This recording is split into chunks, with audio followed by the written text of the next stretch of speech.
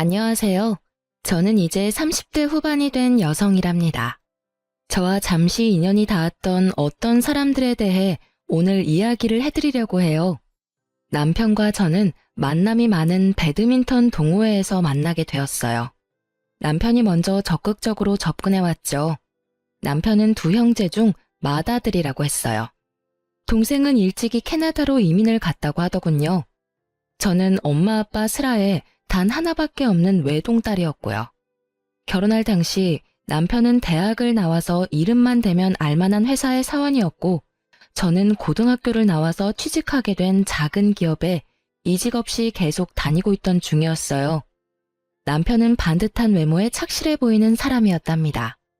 우리는 빨리 연인 사이로 발전했고 서로에 대해서 이런저런 이야기를 터놓는 사이가 되었죠.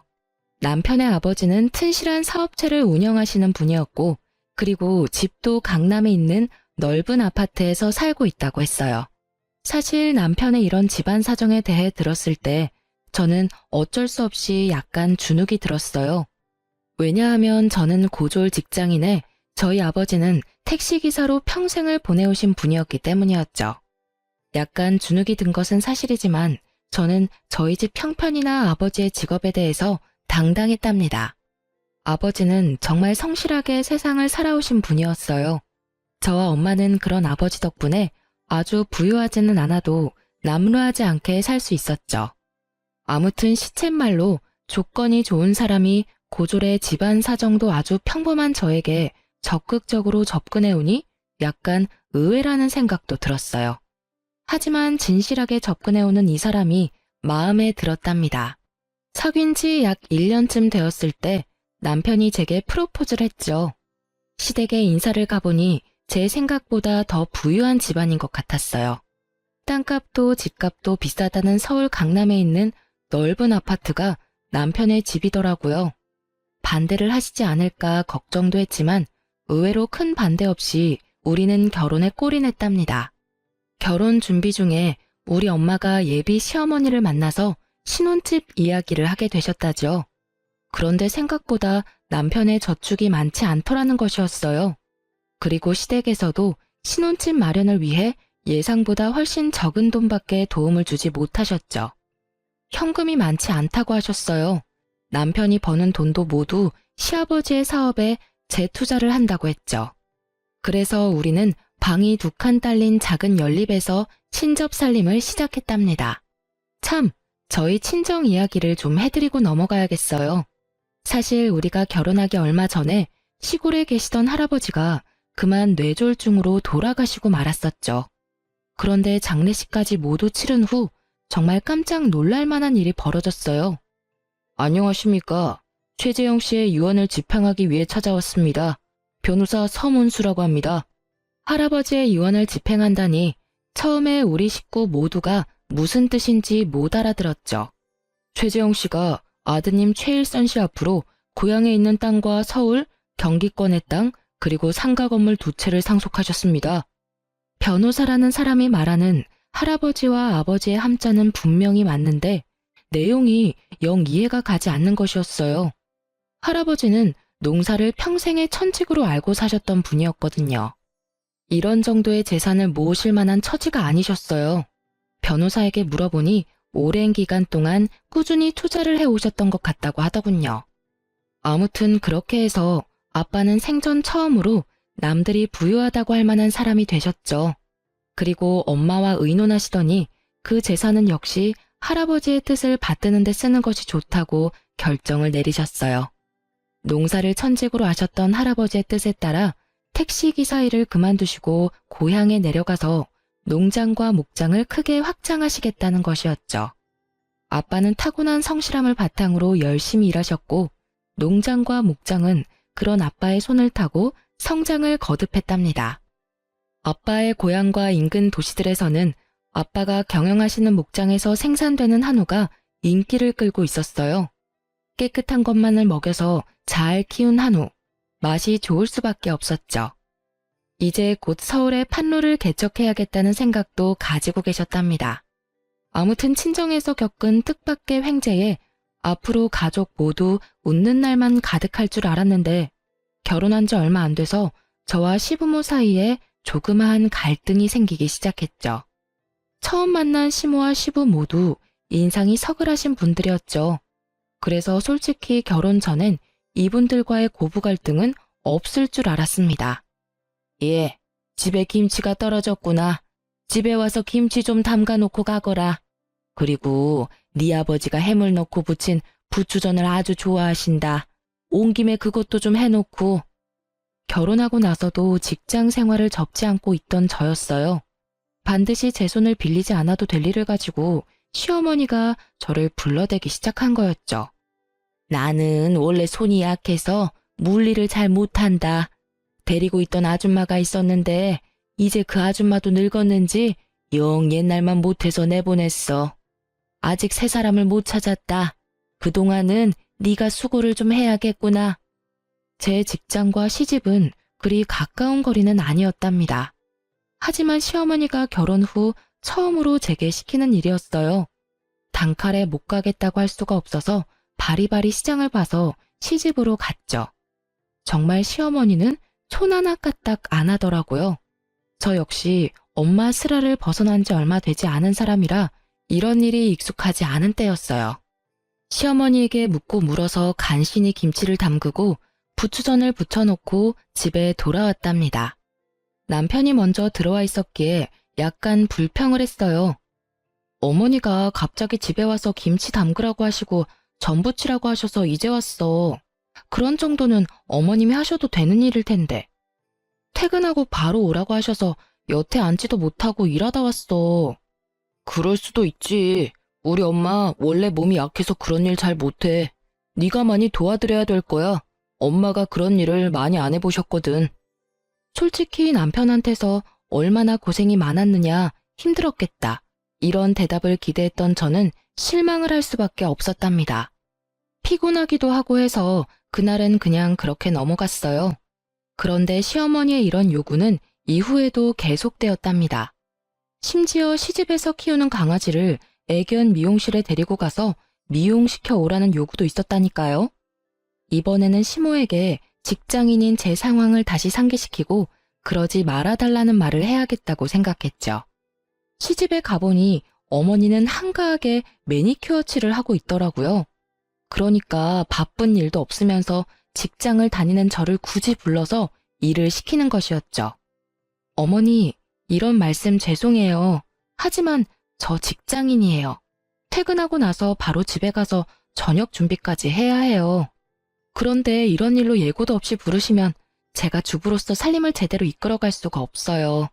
어머니, 죄송하지만 사소한 일은 어머님께서 직접 하시고 좀 힘들다 싶은 일은 미리 좀 말씀해 주세요. 이런 저의 말을 들은 시어머니가 그야말로 불같이 화를 내는 것이었어요. 아니, 시집 온 지 얼마나 됐다고 새 며느리가 시어머니한테 말대꾸냐? 어른이 이래라 하면 다소곳이 네 하고 할 일이지. 가타부타 토를 달아? 역시 사람은 배우고 봐야 하는 일이로구나. 거기다 안 봐도 너네 집안 가정교육이 어떤 수준인지는 잘 알겠구나. 제대로 다 다시 배워야겠어. 저를 가지고 뭐라고 하는 것은 참을 수도 있었죠. 하지만 가정교육까지 들먹인다는 것은 결국 우리 부모님이 잘못했다는 말이잖아요. 제가 또 참지 못하고 시어머니에게 말했어요. 어머니, 저희 엄마 아빠 가난하게 살아오셨지만 남한테 손가락질 안 받고 사신 분들이시고 저도 자라면서 그런 부모님 밑에서 남들한테 가정교육 못 받았다는 소리 안 듣고 자랐어요. 저희 부모님에 대해서까지 말씀하시는 것은 좀 듣기 어렵네요, 어머니. 어머니가 대노하신 것은 물론이고 이 문제를 가지고 우리 부부가 대판 싸움이 붙었죠. 어디다 대고 버릇없이 시어머니 욕이야, 욕이. 너희 집안에서 너를 그렇게 가르쳤냐? 한 번만 더 우리 엄마에 대해서 험담이 나오면 그때는 내가 안 참을 줄 알아? 정말 어이가 없기도 하고 서럽기도 하더라고요. 안 참으면 도대체 어떻게 하겠다는 건가요? 그날 밤 우리는 처음으로 큰 방과 작은 방에서 따로 잤답니다. 그리고 아침에 밥도 먹지 않고 각자 출근해버렸죠. 그리고 저녁에 퇴근을 해보니 남편이 이미 퇴근해 있더라고요. 자기 벌써 퇴근한 거야? 왜 이렇게 일찍 퇴근했어? 나 그 회사 그만둬버렸어. 내 능력에 비해서 월급을 적게 주는 것도 마음에 안 들고 사실 하는 일이 그다지 적성에 맞지도 않았어. 뭐? 그렇다고 인원도 없이 회사를 그만두면 어떻게 해? 우리 집 수입이 절반으로 줄어드는 일이잖아. 적금 크게 들어놓은 것은 다 어떡하고? 남편은 이런 저의 타박에 귀찮다는 듯이 TV 볼륨을 키워버리더라고요. 사실 남편의 이런 말을 들었을 때는 좀 힘이 들어서 조퇴 정도 한 것이려니 생각을 했었죠. 그런데 다음날 아침이 되어 남편을 깨우니 짜증을 내는 것이었어요. 자기는 자는데 깨우는 것을 제일 싫어한다나요? 그러고는 정말로 출근을 안 하더라고요. 정말 황당하기 이를 데 없었죠. 결혼하고 나서 아직 첫 월급도 가져다 주기 전이었어요. 며칠을 그런 식으로 빈둥거리기에 제가 일을 찾아야 하지 않겠느냐고 잔소리를 시작했죠. 일을 찾기는 할 텐데 모바일 게임 쪽으로 좀 생각해 보려고. 그러다 보니 최신형 컴퓨터가 필요한데 말이야. 장인어른한테 컴퓨터 최신형으로 하나 사달라고 부탁 좀 드려봐. 저는 이 말을 듣고 정말 의아했어요. 갑자기 우리 집에다가 최신형 컴퓨터를 사달라고 하라뇨. 제가 당황해서 뭐라고 대답을 못하고 있자 제 취업을 위해서니까 처가에 간절하게 부탁해보라는 것이었어요. 입이 떨어지지 않았지만 결국 친정에 전화를 걸어 상황을 설명하기 시작했어요. 저희 생활비가 달린 문제라고 생각하니 별 수 없더라고요. 결국 남편의 바람대로 친정아버지는 300만 원이 넘는 돈을 지원해 주셨죠.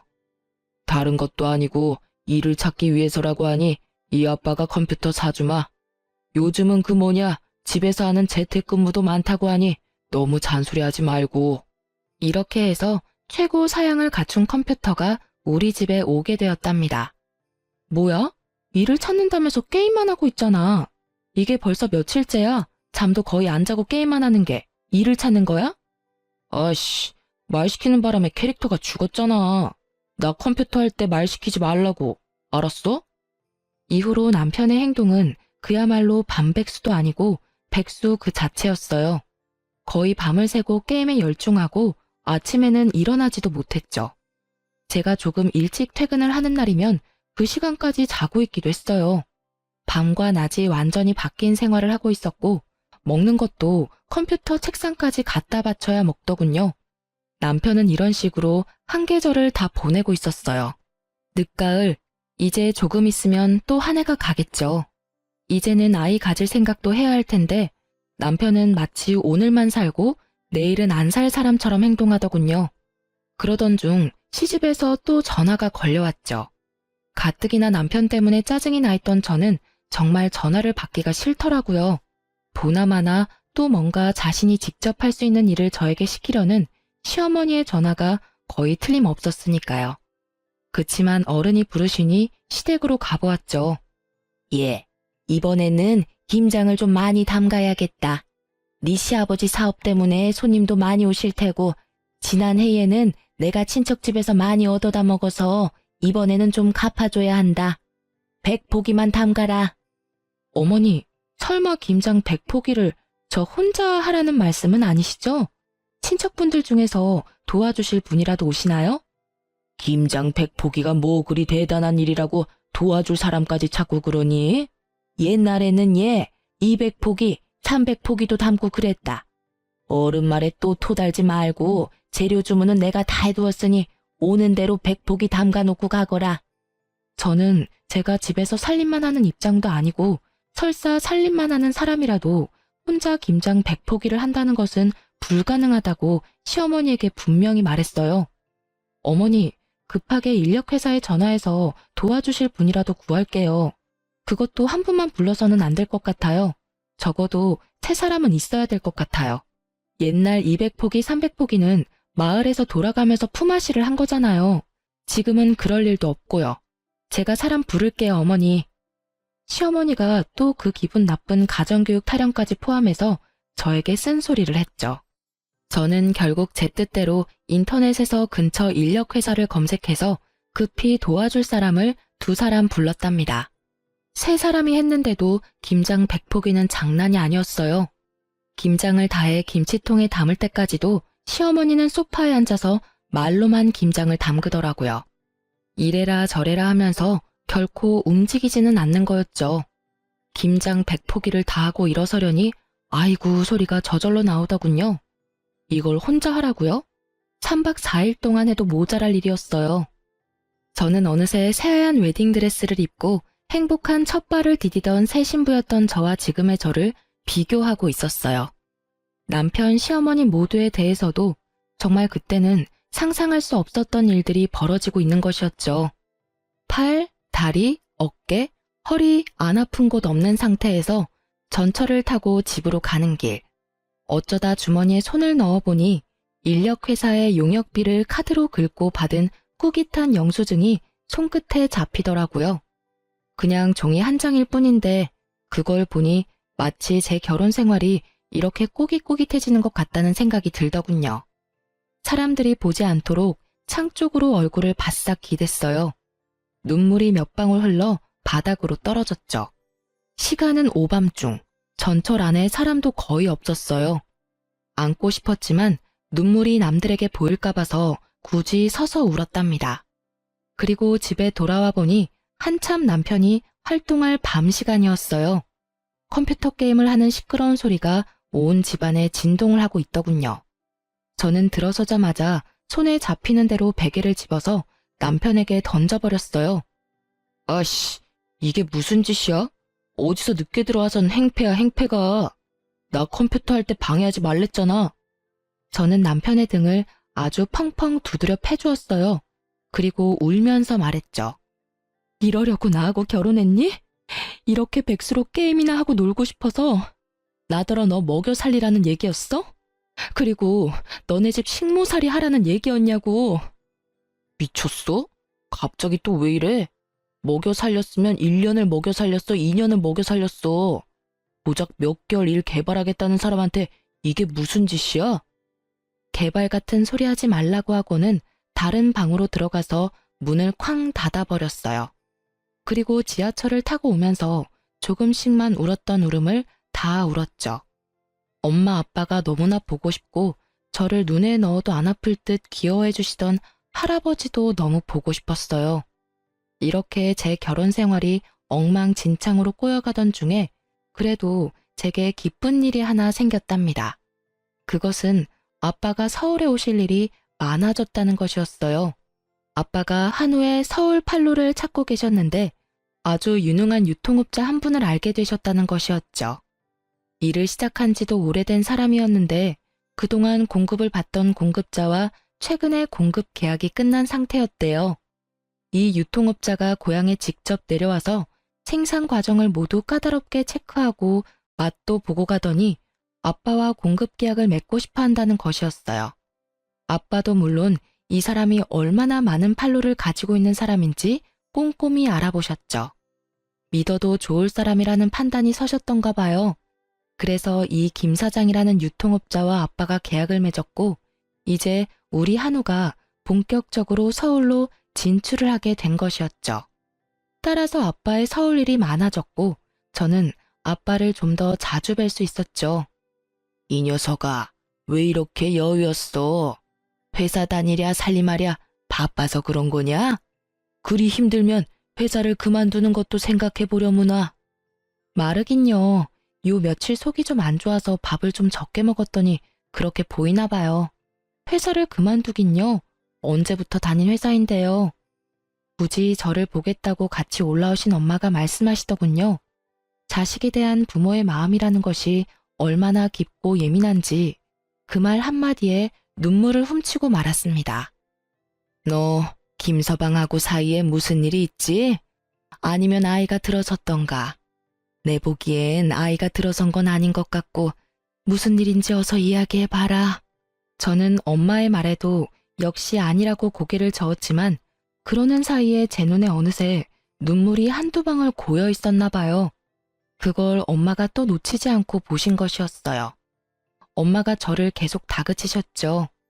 결국 눈물이 터져버렸고 그간 있었던 일들을 모두 이야기할 수밖에 없었답니다. 엄마 아빠, 나 어떡하면 좋아요? 김서방이 일할 생각을 전혀 안 해요. 게임 개발한다고 컴퓨터 사주신 걸로 그냥 게임에만 빠져 있어요. 그리고 시어머니도 애초에 생각했던 그런 분이 아니에요. 제 얘기를 다 들으신 엄마는 계속 울먹이는 저를 다독이셨어요. 아마도 김서방이 회사를 그만둔 지 얼마 안 돼서 허해서 그럴 수도 있다는 말씀이셨죠. 아빠 역시 그런 말씀을 하시더군요. 그렇다면 얼마나 좋겠어요. 하지만 저는 이미 남편과 시댁에 대해서 거의 반 이상 포기하고 있는 상태였답니다. 사람이 촉이라는 게 있잖아요. 잠시 저러다 말 것인지 원래 그런 사람인지 말이에요. 그런데 지금 제 눈에 남편과 시어머니는 원래 그런 사람이었어요. 아빠가 저를 다독이시면서 김서방을 만나서 잘 말해볼 것이니 마음 가라앉히라고도 하셨죠. 저는 그러지 마시라고 했어요. 제 속 하나 상하는 것도 기가 막혀 죽겠는데 아빠까지 속상하게 만들고 싶지 않았으니까요. 그렇게 아빠가 사주시는 맛있는 밥도 제대로 먹지 못한 채 엄마 아빠는 다시 고향으로 내려가셨고 저는 또 그 절망적인 우리 집으로 돌아왔죠. 남편의 컴퓨터 책상 주변에는 먹다 남은 음식들과 먹고 나서 싱크대에 갖다 놓지 않은 지저분한 그릇들이 잔뜩 쌓여 있더군요. 이젠 뭐 별로 놀랍지도 않았어요. 그리고 처음으로, 정말 처음으로 이혼이라는 단어를 떠올렸어요. 제가 보기에 남편은 결코 치유될 길 없는 구제불능이었거든요. 그리고 원래 제 계획은 빨리 아이를 가지려는 것이었죠. 그런데 이제 저는 남편 몰래 피임약을 사서 먹기 시작했답니다. 이미 각방을 쓰고 있긴 하지만 그래도 젊은 남녀가 한 집에서 지내니 혹시라도 무슨 일이 있을까 싶어서였어요. 걱정이 되신 엄마가 더욱더 자주 제게 전화를 하셨죠. 하지만 전화를 하실 때마다 기쁜 소식을 전해드릴 것이 없었어요. 저는 어떻게 하면 엄마의 걱정을 줄여드릴 수 있을까를 생각해서 상황을 오히려 축소하고 있기는 했죠. 그런데 부모를 속일 수는 없더군요. 드디어 엄마도 울먹이며 말씀을 시작하시더라고요. 도대체 김서방이 왜 그런다니? 네 시어머니는 또 왜 그러시는 거고? 결혼 전에 그렇게 멀쩡하게 보였던 사람들이 말이다. 겉모습이야 지금도 너무나 멀쩡하죠. 이렇게 엄마와 제 전화는 결국 눈물로 시작해서 눈물로 끝나는 일이 점점 더 빈번해지고 있었어요. 그런데 어느 날 걸려온 엄마의 전화는 저를 더 절망적으로 만들었죠. 네 아버지와 내가 이 얘기를 너한테 해야 하나 말아야 하나 밤새 의논을 했다만 아무래도 알고 있는 것이 좋겠더구나. 김서방이 다녔다던 회사에 네 아버지가 연락도 해보았고 사람을 사서 조사를 좀 해보신 모양이다. 그런데 그런 사람은 그 회사에 없었다고 하더라는구나. 이 얘기가 마치 꿈속에서 어울렁더울렁거리는 소리처럼 들렸어요. 윙윙 귓속을 맴돌더군요. 그리고 엄마에게 처음으로 이혼하고 싶다는 말씀을 드렸어요. 엄마도 단호하게 마음을 먹었던지 이제는 울지 않으시더라고요. 그리고 아버지가 한우 공급 일로 그 김 사장이라는 유통업자를 만나러 곧 서울에 가실 것이니 만나 뵙고 자세한 이야기를 들으라고 하셨죠. 아빠가 서울에 오자마자 저를 먼저 찾아주셨더라고요. 그 김 사장이라는 사람과는 굳이 사업 때문이 아니라 서로 고맙게 해준 것에 대해 술 한 잔씩 하려는 것이니 아빠하고 얘기를 좀 많이 하자는 말씀이셨어요.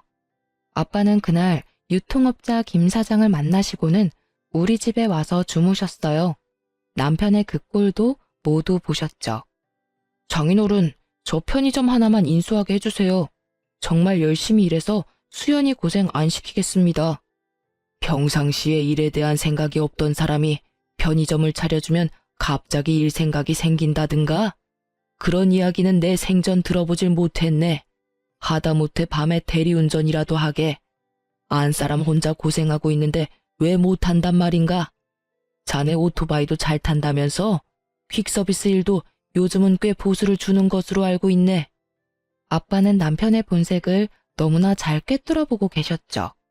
사실 아빠만큼 사람에 대한 이해가 깊은 분이 어딨겠어요. 반평생을 택시기사로 지내오신 분이었어요. 세상에 안 만나본 인간 부류가 없으시겠죠. 아마 거의 웬만한 철학자 못지 않으실걸요? 아빠가 돌아가시고 나서 남편의 표정이 아주 볼만하더군요. 아빠가 나가신 현관문을 뚫어져라 째려보고는 제가 듣고 있는데도 불구하고 자린고비 영감이라며 비난을 쏟아내기 시작했죠. 더 이상 싸우고 싶지도 않고 해서 그냥 놔두고 나와서 혼자 거리를 걸어 다녔어요. 그렇게 생각 정리한 다음 집에 들어와서 남편에게 단호하게 말했죠. 우리 이혼해. 자기하고 살고 싶은 생각이 없어. 아니, 자기라는 사람에 대한 희망이 없어. 그 어떤 기대도 없고. 이런 상태에서 결혼 생활을 지속하는 것은 자기나 나한테 도움이 안 돼. 우리 이혼하자. 남편이 갑자기 실실 웃기 시작하더라고요. 웃는 얼굴에 침 못 뱉는다는 말이 있지만 그 웃는 얼굴에는 정말 침이라도 뱉어주고 싶더군요. 감정이 앞서는 걸 간신히 참고 조용히 남편의 대답을 기다렸어요. 이혼? 내가 왜 이혼을 해? 내가 뭘 그렇게 크게 잘못했는데? 바람을 피웠어. 그렇다고 마누라를 두들겨 패기를 했어. 아니, 고작 일 몇 개월 쉬고 있다고 이혼을 하면 세상에 이혼 안 한 사람 없을걸? 나 절대 이혼 못해. 그런 와중에 시어머니가 저를 또 호출하더군요. 전화를 받아보니 이번에는 집에 손님들이 오시기로 했다며 저더러 손님 대접을 요구하기 시작했어요. 정말 가고 싶지 않았지만 강요하다시피 오라고 하는 데에는 어쩔 수가 없더군요. 남편 꼴이 보기 싫어서 아주 일찍 집에서 나왔죠. 시집의 약속 시간보다 거의 1시간이나 빨리 도착하게 되었어요. 예, 너 이 시간에 웬일이니? 너 1시간이나 더 있어야 오기로 했었잖아. 아유, 우리 나중에 얘기해요. 우리 며느리가 너무 일찍 와서 말이에요. 이걸 어쩌나? 시어머니가 마침 어떤 손님과 얘기를 나누고 있었어요. 그런데 시어머니가 눈에 띄게 그 손님을 자꾸 밖으로 밀어내려고 하는 거였어요. 아유, 왜 이렇게 사람을 밀어요? 하던 얘긴 마저 해야지. 재계약 문제 어떻게 할 건지 아직 말 안 끝냈잖아. 집 재계약할 거예요? 아니면 나갈 거예요? 이분이 이게 다 무슨 말씀일까? 재계약이라뇨? 무슨 말씀을? 집? 재계약? 그러니까 뭔가요? 이 집이 재계약의 대상이 되는 그런 집이란 말인가요? 직감적으로 저는 이 집 역시 시집의 자가가 아니라는 것을 알아챘답니다. 집주인으로 보이는 사람이 떠밀려서 문 밖으로 내쫓기다시피 나가기에 제가 얼른 그 사람을 따라 나갔어요. 시어머니가 뒤에서 발을 동동 구르고 있더라고요. 그 집주인으로 보이는 사람에게 제가 며느리라서 어차피 재계약을 하시려면 제가 보증금을 도와드려야 한다고 거짓말을 했죠. 거짓말이라는 것을 정말 안 하고 사는 사람이었는데 필요한 순간이 되니까 그것도 술술 나오더라고요. 그 사람의 말인즉 보증금 7천만 원, 월세 300만 원에 태들어 살고 있다는 것이었어요. 사실을 확인하고는 시댁으로 다시 들어갔죠. 역시 또 시아버지의 사업에 재투자를 해야 해서 집을 팔아서 이렇게 됐다며 제가 먼저 물어보지도 않았는데 술술 설명하는 것이었어요. 그놈의 재투자는 무슨 만병통치약인가요? 무슨 일이 있을 때마다 튀어나오니 말이에요. 어머니, 사시는 곳도 강남 아니면 못 사시겠던가요? 하긴 저희 집에서 농사지어 올려보내신 음식물 쓰레기 봉투에서 발견한 적도 많이 있었어요. 서울에서는 구하지도 못할 음식들이었다고요. 제가 서러워서 말씀드리지 않고 넘어갔지만요. 그랬어요. 저희 집에서 농사 지은 것들이라고 제가 시집에 가져다 주니 시어머니가 그대로 쓰레기 봉투로 직행시키더군요. 제가 얼마나 마음이 아팠던지요. 그때 시어머니가 말하기를 강남 백화점에 식품관만한 곳은 없다고 했었죠. 어머니, 훨씬 더 많은 사람들이 다른 곳에서 건강하게 살고 있어요. 도대체 한 달에 300만 원씩이나 월세를 주면서 강남에 사셔야 하는 이유가 뭔가요? 다른 곳에 가셔서 건강하게 사는 사람들하고 어울려 보세요. 서울 변두리나 경기권에 가면 정말 하루하루 성실하게 벌어서 착실하게 저축해 자기 집 마련하는 사람들이 얼마나 많은데요. 당장 집 빼서 이사하시고 마음 편하게 사세요. 그게 대다수 사람들이 사는 방식이에요. 아시겠어요? 아유, 싫다 얘. 우리는 여기 아니면 못 살아. 다른 데는 다 구질구질하다. 여기가 명실공히 대한민국에서 제일 살기 좋은 곳이야. 지나다니는 사람들을 봐라. 때깔이 다르지 않니? 너도 여기서 몇 개월만 살아봐. 그 촌스러운 때깔이 확 벗겨질 거다. 정말 이놈의 시집은 구제불능이었어요. 어떻게 이렇게 제대로 속아 넘어갈 수가 있었을까요?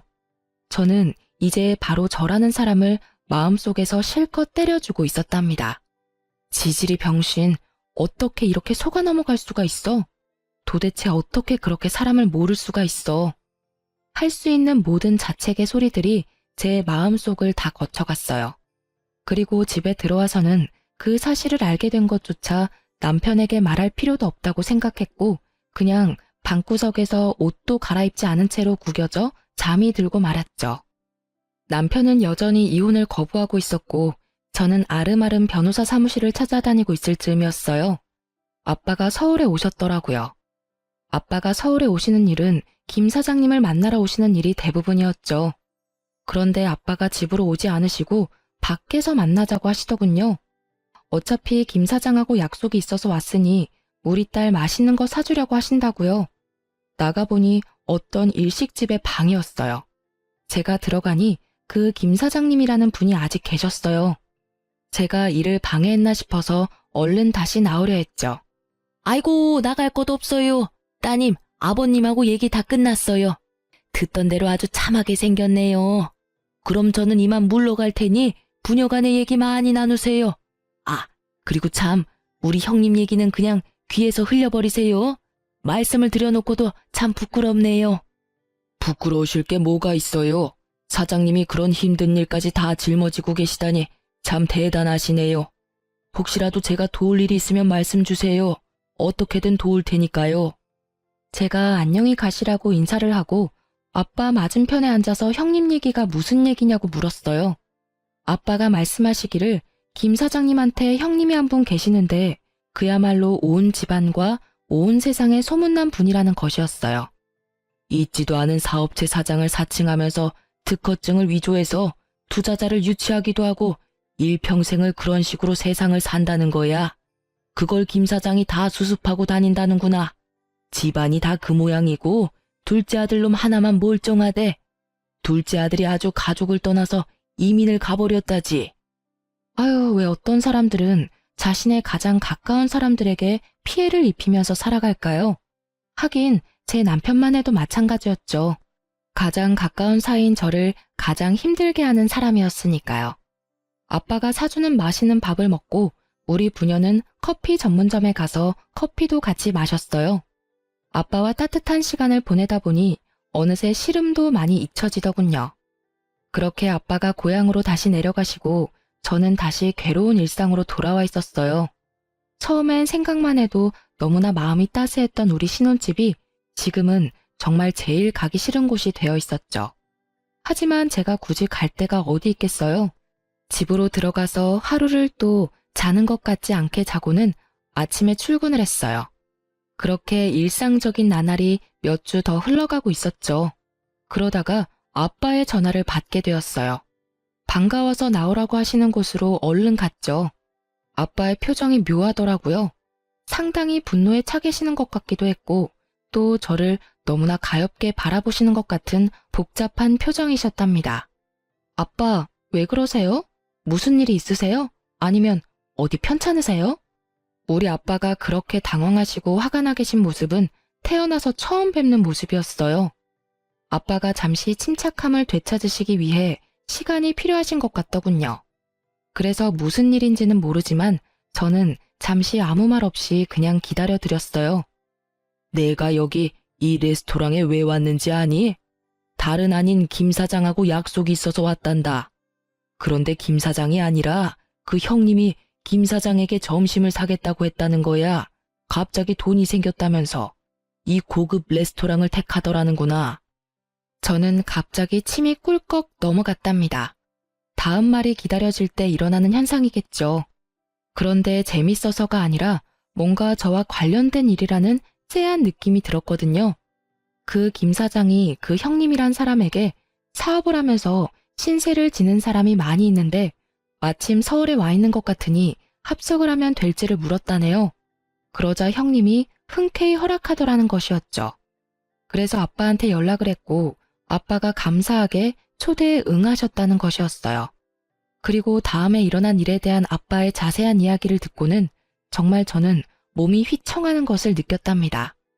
김 사장님, 초대해 주셔서 감사합니다. 형님께 폐가 되는 건 아니겠죠? 오면서도 걱정이 됐습니다. 별 말씀을요. 제 사업을 도와주시는 분이라고 하니까 형님이 진작 모셨어야 하는 분 아니냐고 하시던걸요. 그렇게 김 사장님과 아빠 사이에 몇 마디가 지나고 나자 그 형님이라는 분이 약속 장소로 들어섰다죠. 제 형님이십니다. 형님, 이쪽이 제가 말씀드린 그분이에요.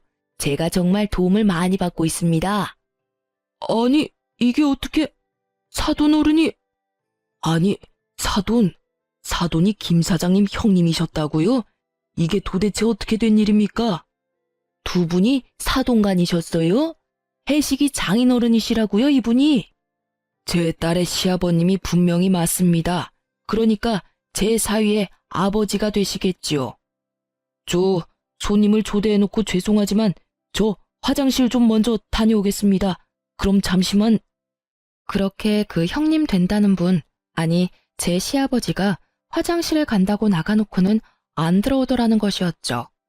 김 사장님이라는 분이 형님을 찾으려고 자리에서 일어섰지만 아빠가 말리셨다는 것이었죠. 아마 이미 멀리 가셨을 것이라고요. 어떻게 이런 일이 생길 수 있는지 곰곰이 생각해봤는데 김 사장님이 마침 유행성 질병에 걸려 조카의 결혼식에 참석할 수가 없었다고 말했대요. 그래서 사돈의 얼굴도 몰랐기에 이런 황당한 일이 벌어진 거죠. 더 이상 놀랄 것도 없다고 생각했었는데 아빠가 겪으셨을 그 황당함을 생각하니 눈물이 솟구치더라고요.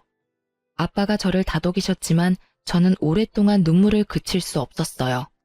나중에 안 일이지만 돈이 생겼으니 점심을 사겠다고 했던 그 돈도 김 사장님이 수습을 하고 다녀서 신용도가 조금 올라가니까 또 대출을 최대한으로 받은 돈이라는 것이었죠. 제가 진정이 좀 된 다음 아빠와 저는 어쩌면 이 사태의 마지막을 장식할 수 있을 만한 한 가지의 계획을 마련했답니다. 집에 가서 남편에게 말했지요. 아빠가 상속에 관해서 하실 말씀 있으시대. 지난번 왜 편의점 얘기도 했었잖아. 그것하고도 관련이 있는 것 같아. 집에 같이 내려오래. 그러면 그렇지. 딸 자식하고 같이 사는 사람을 이렇게 푸대접 하셔서야 쓰나. 다른 놈들은 훨씬 못한 집으로 장가를 갔어도 다들 사업 하나씩은 처가에서 차려봤더구만. 다음날 남편과 저는 할아버지가 일구시고 지금 아빠가 관리하고 계시는 고향의 농장으로 내려갔죠. 부모님이 마루에 찻상을 준비해놓고 우리를 기다리고 계셨어요. 장인어른, 안녕하셨습니까? 이제야말로 마음을 바꾸신 거죠? 제가 절대로 수연이 고생 안 시킨다니까요. 지금까지도 실컷 고생시켰네. 더 고생시키면 안 되지. 그리고 이혼은 무슨 이혼인가? 결혼한 지 얼마나 되었다고. 어떤 애비가 딸 자식 호적에 줄 가는 걸 바라겠나? 자네, 우리 수연이 사랑하나? 남편의 표정이 싱글싱글해지고 있었어요. 어릴 때 학교에서 빵과 우유를 간식으로 나눠준 일이 있었죠. 한참 줄을 섰다가 빵을 받은 아이의 얼굴에서 순수함을 뺀 얼굴이 지금 남편의 얼굴 표정이었답니다. 그럼요, 장인어른. 제가 수연이를 안 만났으면 정말 어떻게 살았을지 모르겠습니다. 수연이가 저보다 어리지만 더 어른스럽다니까요. 수연이를 안 만났으면 굶어 죽었겠지. 그렇게도 일하는 것이 싫으니 말이야. 그리고 자네 같은 사람하고 살다 보면 철이 더 일찍 들어버려서 어른스러워지기 마련이라네. 아빠가 드디어 마지막 스트라이크 불을 던지셨죠. 나는 말일세, 이 농장하고 목장을 내 아버님의 뜻에 따라서 키워왔네. 나중에도 아버님의 뜻에 따라서 처분할 생각이야. 요즘 젊은 사람들 너무 농사를 기피하고 있어. 영농 후계자를 양성하는 기금으로 사회에 환원할 걸세. 자네가 우리 수연이를 사랑한다고 하니 여기 와서 10년만 열심히 일하게나. 그러고 나서 영농 후계자 양성 기금으로 기부하고 남는 것이 있다면 자네를 줌세. 그러니 이혼은 생각하지 말게나. 뭐라고요? 이 똥냄새 나는 데서 10년을 일하라고요? 그것도 기부하고 남은 중에서 준다고요? 지금 장난하시는 겁니까? 농담이시죠? 나순 밥 먹고 왜 쉰소리를 하겠나? 나 아침에 찬밥 안 먹고 새로 지은 밥 먹었다네. 남편이 드디어 본색을 드러내더군요.